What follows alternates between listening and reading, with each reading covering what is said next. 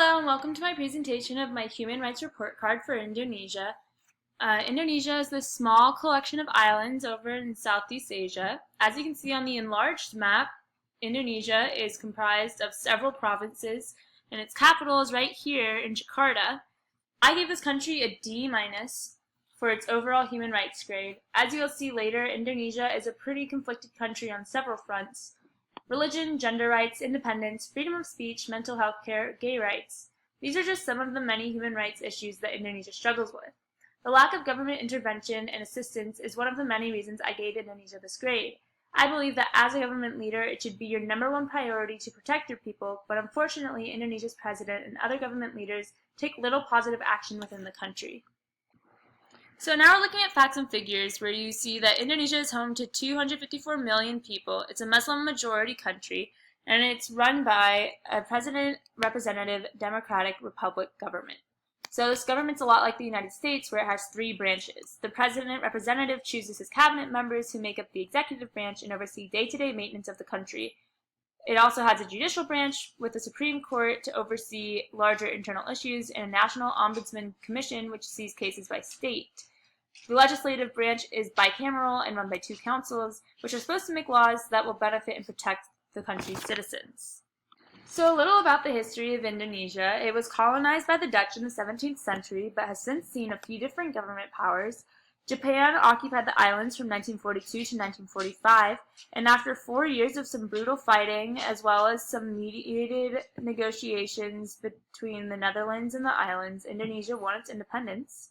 After the Dutch left, the country was somewhat of an unruly democracy until opposition leader and self-proclaimed President Sukarno handed the power over to General Suharto in 1965. Suharto led a rather authoritarian regime and let the technocrats lead the country to some measurable economic success. However, ethnic conflict rose when Suharto let the military lead a transmigration of previously landless farmers from Java to other parts of the country.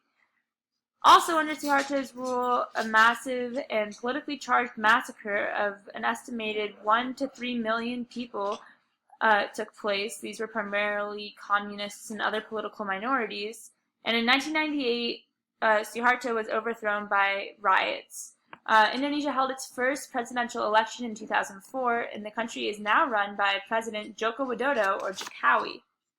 As you can tell, conflict has been deep-rooted in Indonesia's history, so it's no surprise that the country has many ethical and human rights issues today. One of the most prevalent issues in Indonesia is the discrimination and intolerance religious minorities face every day. Religious minorities in Indonesia continue to face discriminatory legislation and violent attacks from Islamist militant groups.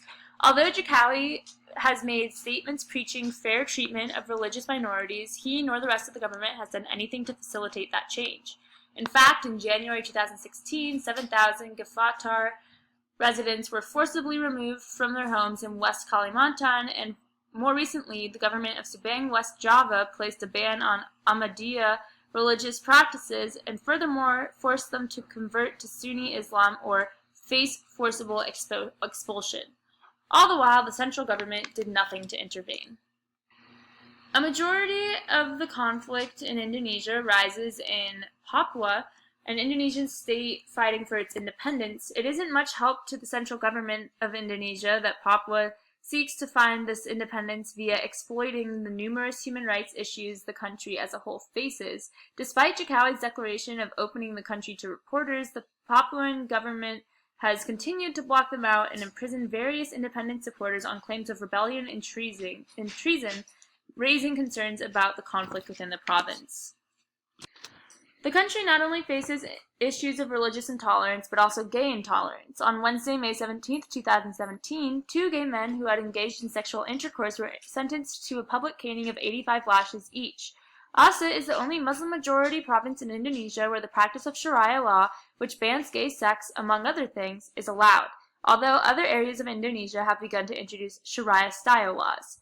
Various non-governmental organizations, human rights organizations, and governments have spoken out against the sentencing, but prosecutor Gemaini says that the demonstration will take place sometime next week before the Muslim holy month of Ramadan begins. Also in current news, earlier this month, on May 1st, a report of the arrest of 8 men was released. The men were arrested on account of holding a, quote, gay party in a hotel in Surabaya, the country's second biggest city. The count was made on behalf of Indonesia's anti-pornography law. 6 of the 8 men have been released. The other 2 face up to 15 years in jail for hosting and facilitating the party. While the country is constantly riddled with conflict and controversy, the non-governmental organizations that are fighting for better living conditions and fair treatment of all people are still there. One of the many important NGOs working in Indonesia is Civic Freedom Monitor, which provides civil rights lawyers to Indonesian citizens as well as advocates for citizens' basic human rights like freedom of speech or freedom of religion. If you would like to learn more about Civic Freedom Monitor or any of the NGOs listed, please feel free to explore the links on this page. So, as I said, there's a lot of conflict going on in Papua, so I just included some images here.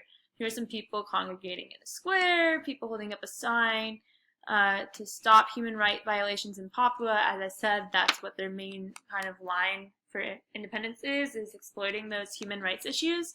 Here's a line of police and just kind of, a plea to really just help and fight for Indonesia and save Indonesia from its human rights violations.